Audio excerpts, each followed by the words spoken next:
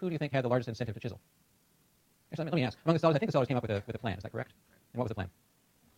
We tried to group them into two different groups of people with lower cards and higher cards. Okay. We didn't have enough time to do it ourselves. That was the idea concept. Okay, and so the sellers divided into two different groups. And, okay, and what were the high people supposed to do? Search out kind of equivalent costs. I see. Interesting. Okay. How about the buyers? What scheme did you guys come up with? I think you did. Was it just a price? No. Yes.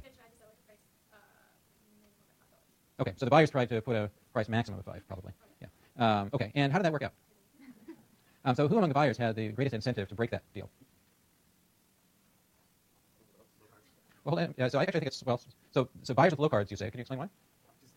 They have to meet with someone else at a really low price. And they just get an ace or Yeah. 2, maybe 50 cents, maybe $1. Okay, that's good. So let's think about two different cases. So again, thinking about buyers. If you're a buyer with a 10, and you're trying to, you're able to successfully enforce a price of 5 instead of 5.50, let's say that's the price that would prevail otherwise, then you gain 50 cents. That's great. But suppose you're a person with a 5. What are the incentives facing that guy? Or we make it 6. So the choice there is between the 10 is always going to be able to sell that. Or, I'm sorry, always going to be able to buy. Presumably, he cares about what the price is, and he wants the price to be lower, but he's always going to be able to buy and realize a profit. For people closer to the margin, it may be a difference between being able to sell at all or to sell at a lower price. And so, to the extent the incentives are different, it's people on the margin who are going to be left out in the cold entirely, I think, who face different incentives than those who are fairly confident they'll be able to close a deal. Okay, enough about that. Other questions or observations about the collusion round or the trading more generally? Yes.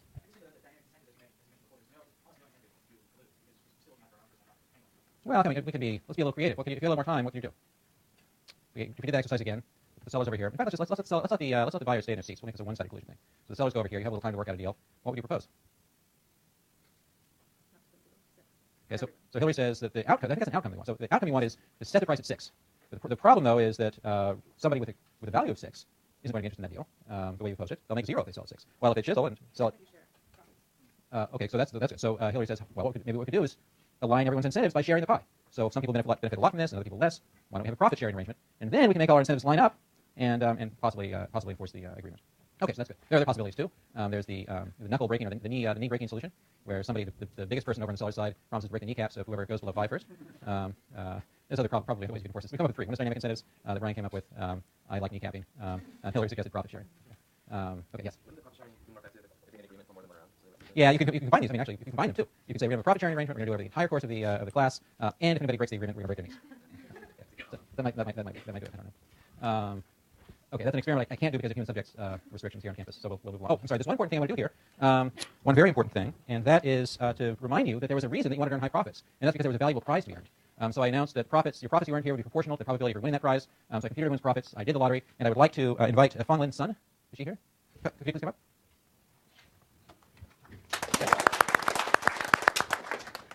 So, Fong Lin, you had your profit was not the highest in the class. Yes, I know. But you played competently and well. I think you actually had a total profit of 10.5, which put you in this category, if I'm not mistaken. And the dice came up, and I'd like to present you with this valuable prize. Okay, thank you very much. Okay. Other questions or thoughts about the trading game? Yes. Yes. If you didn't turn your sheet in, then I couldn't have computed your profit and allowed you to give you a chance to win the game. And I'm sorry it's too late.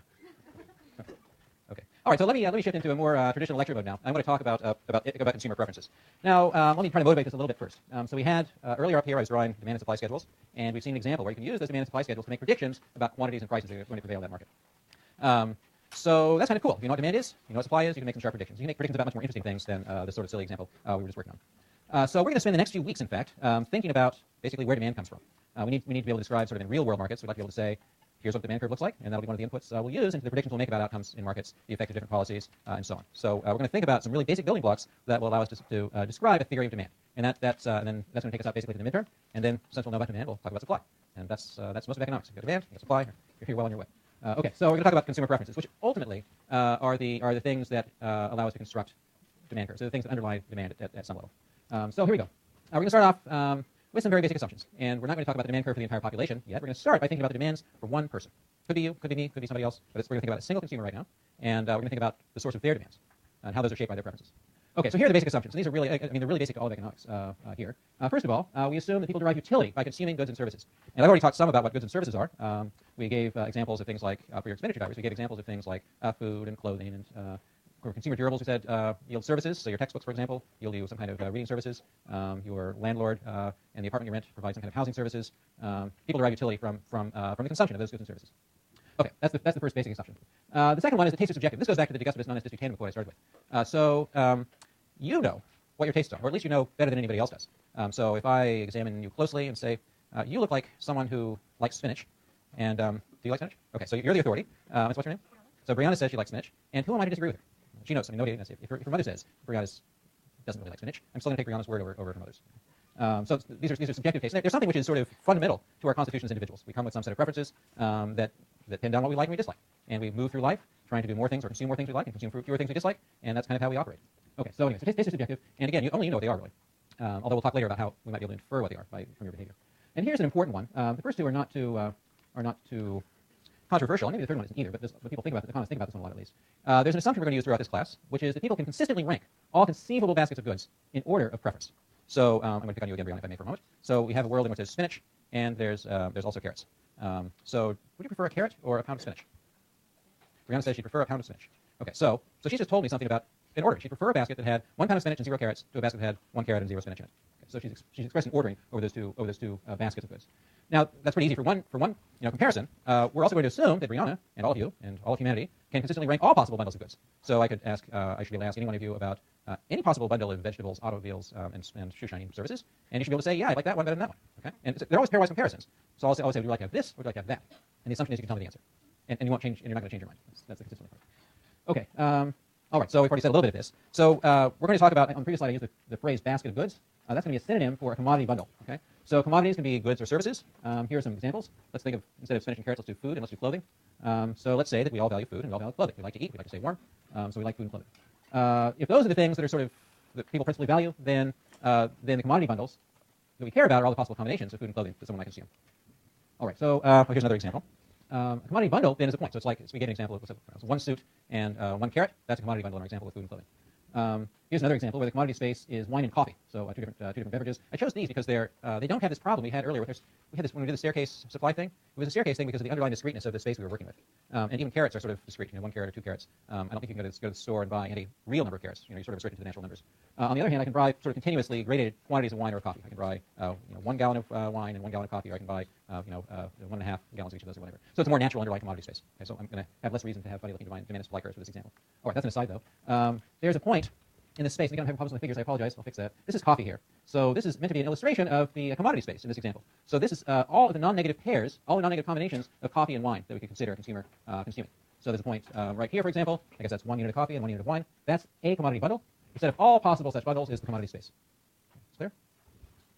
Okay, so we've got commodity bundles. Those are things consumers consume. We've got commodity spaces. That's the set of all possible bundles they can consider consuming. Now we're going to start talking about some restrictions on the preferences that we're going to think about people having over those things. Yes? No, it's not. Good question. We'll come back to that, not this lecture, but a little bit later. So the commodity space, though, is everything you could conceive of having, as opposed to the set of things you can afford. The latter is usually a smaller set. Okay, so we're going to assert some additional assumptions or axioms on people's preferences. These are very standard kinds of things, and we'll see where they lead us. And I used the phrase consistently ranking bundles earlier. This is what I mean by consistent. So the 3 axioms we care about, we're going to talk about this for a little bit, are an axiom of completeness. I'll tell you what that means in a moment. An axiom of transitivity, and an axiom of non-satiation. Okay, so let's start by talking about the first of those, which is completeness. Okay, so I'm going to name 2 bundles. I'm going to call one bundle A, the other bundle B. So in the example I was discussing with Brianna, bundle A might be 1 carrot and no spinach. Bundle B might be 1 pound of spinach and no carrots. So those are 2 bundles. Again, it's going to be a binary comparison. Even though there's an uncountable number of possible bundles, it's just a binary comparison we're going to do here. So here's the assumption of completeness and its content. For any 2 bundles, A and B, from the commodity space, the consumer can compare them. And they can say one of 3 things. They can say either, I prefer A to B. And there's some shorthand for that. This little notation, this little curly greater than sign, we read that as is preferred to. So we read this expression as A is preferred to B. Okay, so that's one thing the consumer can say. Another thing the consumer can say is that, oh, I prefer B to A. And that's expressed, as you might guess. We say B is preferred to A. We write it this way. We never turn the little curly, we never draw a curly little less than sign. It's always a curly greater than sign. We just flip things around it. And then finally, we allow for something else. They can also say, I'm indifferent between A and B. Both of those make me equally happy. I would derive the same amount of utility from consuming 1 pound of spinach and no carrots, and 1 carrot and no spinach. So you're allowed to say, I prefer A to B. You're allowed to say, I prefer B to A. Or you're allowed to say, I don't care. So be careful here. There's one thing you're not allowed to say. And that you're not allowed to say, I don't know. I don't know if I prefer carrots or spinach. Remember, these are subjective preferences, and we're assuming that you can tell me what those preferences are. So you can say, I don't care, I'm indifferent, they'll both make me equally happy, I think. But you can't say, I don't know, I have no way of ranking those 2 things. So that's the assumption. So indifference is allowed, but not ignorance. Is that clear? Oh, and we write, sorry, one more thing. We write indifference this way, with a curly little equal sign. Okay. All right, so that's completeness. Let's talk about transitivity. So transitivity, we need 3 bundles to state this one. So we've got 3 bundles, A, B, and C now. Okay, so here's a statement of transitivity. If A is referred to B, and B is referred to C, then it must be the case that A is referred to C. Okay. This is a jargon you probably encountered in like a geometry class or something like that. Transitivity is a topic that comes up in mathematics. So if you prefer A to B and you prefer B to C, then we can infer that you also prefer A to C. It's also possible that if, and this is sort of the most important case in a way, the other two cases have to do with what happens if you're indifferent between one of those pairs of bundles. So if A is preferred to B, but we're indifferent between B and C, then we're nevertheless, we strongly prefer A to C. Okay? And finally, if the consumer is indifferent between A and B, and you're indifferent between B and C, then you're indifferent between A and C. You're indifferent between all the possible pairings. Okay, is that clear? Okay, here's the same statement using the notation we put up a little bit before. So this is exactly the same. If A is preferred to B, and B is preferred to C, then A is preferred to C. If A is preferred to B, and you're indifferent between B and C, then A is preferred to C. If A is preferred to B, if you're indifferent between A and B, and indifferent between B and C, then we're also indifferent between A and C. So that's the compact way of writing that. Okay, that brings us to non-satiation. This is the third axiom that we're interested in. So here's a statement, a formal statement of it. If bundle A contains at least as much of each commodity as bundle B, and more of at least one commodity, then A is preferred to B. And another way to put this is to say that we're going to assume that for the consumer, more is always preferred to less. Okay, can anyone reflect on your own set of preferences and tell me whether or not that last thing seems like a reasonable assumption? Do you think you've satisfied your own preference to satisfy that axiom? Yes. No, I thought if there's shorter shower, there's less water than more water. Okay, so this brings us to an important point. I'm sorry, tell me your name again. Michelle. You didn't tell me your name before. Okay. Michelle says she prefers. I'm actually going to say this carefully. I like this example. So she says she's going to take a shorter shower because she wants to use less water. Okay. So I'm going to assert that this example, at least, of Michelle's reveals that this does not violate the axiom of non-satiation.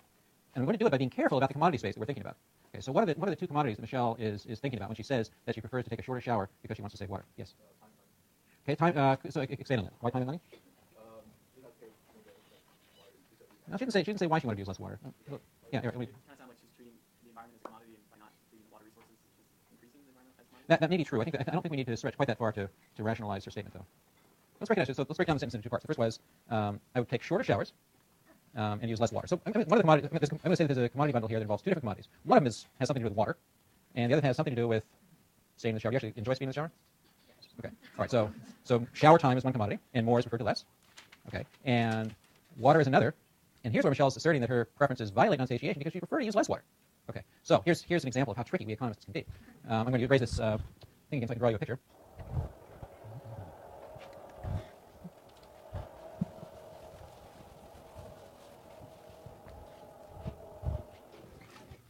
So here's a commodity space. I'm not going to tell you what are on the axes yet. I'm going to say that there's a good x1 and a good x2. There are two bundles. There's a bundle A and there's a bundle B. So what I want you to notice about this is that for this commodity space, bundle B involves more x1 and more x2 than bundle A does. So for any consumer whose preferences satisfy non-satiation, which bundle will they prefer? They have to prefer B. Okay. Now we want to express Michelle's sentiment about water and time in shower in such a way as to be consistent with this ordering between A and B. So we want to assert that B is going to be preferred to A here because it involves more of both these things. So here's the trick we're going to use in this case. One of these commodities is going to be time in shower. Okay, so that's no problem. Michelle prefers more time in the shower rather than less. Not a problem. Okay. Now the other commodity here we said had something to do with water. And here's where the problem comes in, or seems to come in, because Michelle says she's preferred to use less water. Now, if these were the commodities, actually, so let's suppose that these were the commodities. So she wanted to use less water and have more time. The thing is, we couldn't necessarily rank these clearly. One of these has more water, which she says she doesn't like, and the other has more time in the shower, which she says she does like. So it's not clear how to rank them there. But we can fix that by the following trick. We'll make the commodity not water, but not water. So we'll imagine that, you can imagine that Michelle starts off with a reservoir of water, and she prefers to use less of it. So that's a way to make this work. We say then that B is the